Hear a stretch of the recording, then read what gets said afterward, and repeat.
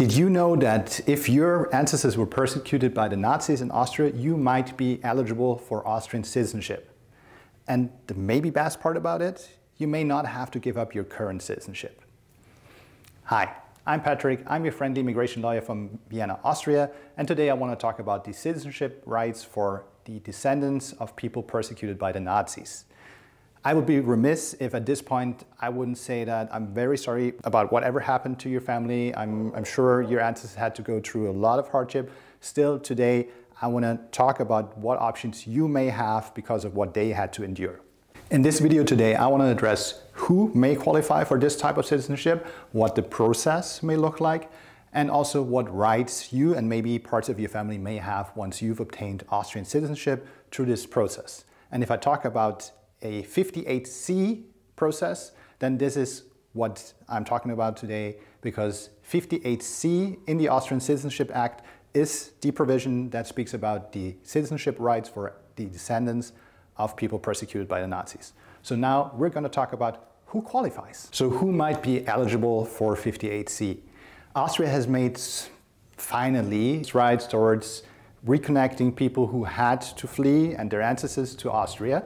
And so who might be one of the people who could invoke 58C? Well, the classic case would likely be, let's say, a person whose ancestors were Jewish families, they lived in Austria, were persecuted, obviously, unfortunately, by the Nazis, and then had to flee before 1955.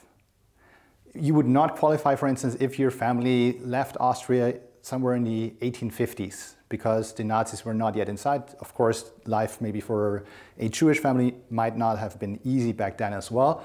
However, this law really talks about people who were persecuted by the Nazis. And when I talk about persecution, it's clear that Jewish families were targeted, but also people with other sexual orientation, people who had different political views, people of a different race.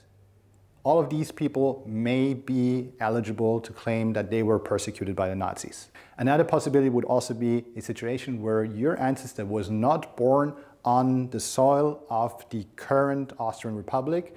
Let's say they were born in one of the former countries of the Austro-Hungarian monarchy. It may still be possible under certain circumstances that a person who was born there but later on was also persecuted and lived in Austria, so the territory of today Austria, before they had to flee, would also be eligible. But definitely you have to check whether this applies to your ancestors.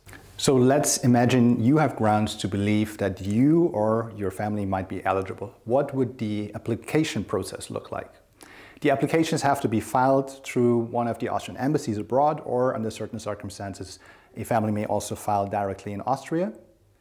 You will have to gather evidence that shows, of course, that you have ancestors that were born in Austria or in one of the countries of the former Austro-Hungarian monarchy, that there was persecution, and that your ancestor had to flee Austria. So it's really important that you gather evidence such as birth certificates, maybe evidence and records from displaced persons camps. If you're claiming persecution based on political views, then of course also evidence of the political activity of your ancestor that ran afoul of the Nazi policies.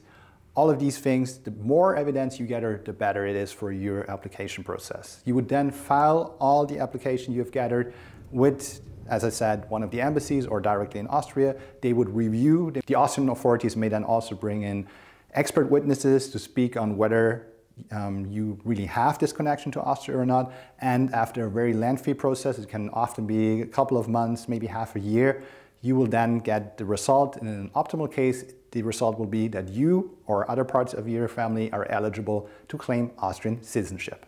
So let's imagine you or parts of your family got the Austrian citizenship. Which rights would that entail? Well, first off, you and whoever holds the Austrian citizenship, they could move to Austria, they can live here, they can work here, they could study here. Maybe if you felt like, oh, I like Austria, but maybe I also want to explore life in another European country. Well, Austria is part of the EU. So that means with an Austrian citizenship, you might also, under certain circumstances, live in another EU country with your spouse or with your family. So let's imagine you want to explore life in Portugal instead of Austria. I would recommend that you reach out to a Portuguese immigration specialist to find out what the requirements would be for you as a person with Austrian citizenship, for instance, to live in Portugal or any other European country.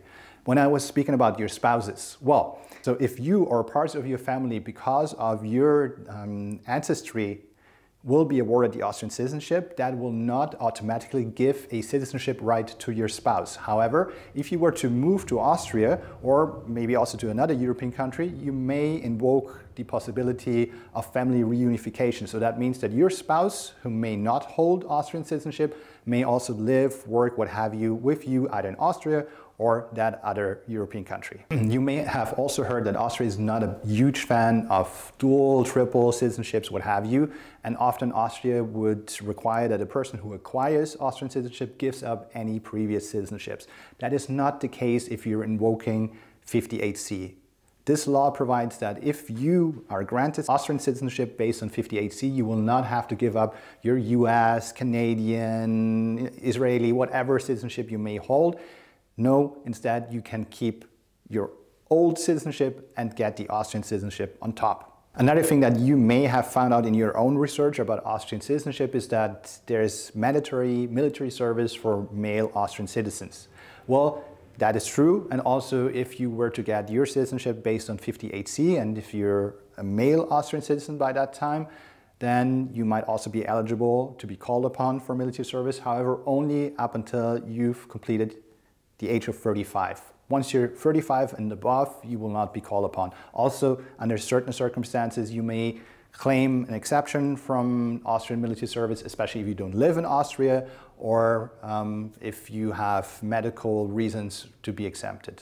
So if you listened to this video and felt like, okay, actually some of the things that Patrick pointed out here, they sound like I would fit that description or parts of my family would fit that description, then by all means, I would really recommend that you reach out to the immigration law specialist that you trust to find out whether you're eligible to claim citizenship under 58C, because, well, there are just a whole bunch of benefits that you can claim as an Austrian citizen. And let's be frank, if your family has been persecuted and that's why you had to give up that connection involuntarily to Austria, then it's your birthright to reconnect with Austria.